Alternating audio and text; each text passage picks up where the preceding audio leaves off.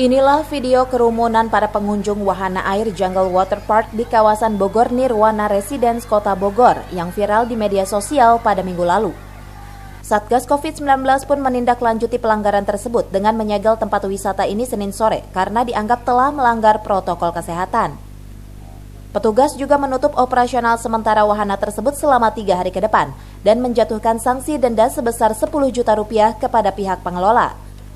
Sementara itu, pihak pengelola mengakui kesalahan tersebut dan siap menjalankan aturan yang diberlakukan oleh Satgas COVID-19 Kota Bogor. Hari ini kami dari Satgas COVID Kota Bogor dengan aparat Puspika, Pak Camat, Pak Kapolsek, dan Pak Dan Ramil hadir dalam rangka melakukan penyegelan terhadap The Jungle Water Park yang kemarin kita dapati berdasarkan informasi dari warga terdapat kerumunan di tempat wahana tersebut. Pak, apakah ini kegagalan pemantauan dari tingkat kecamatan? Ya. Ya, jadi gini, jadi kalau untuk pengawasan, kami sudah pengawasan jauh hari sebelum ini.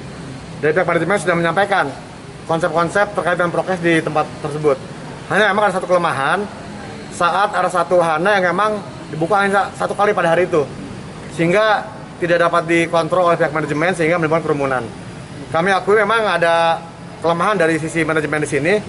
Karena kami pun juga dari pihak kecamatan, dari pihak Satgas COVID Kota Bogor sudah menyampaikan terus upaya-upaya terkait dengan prokes.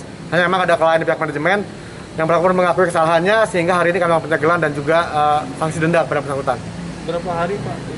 Dan denda ini diberlakukan selama yang bersangkutan segera membayar dari denda administratif yang ditetapkan.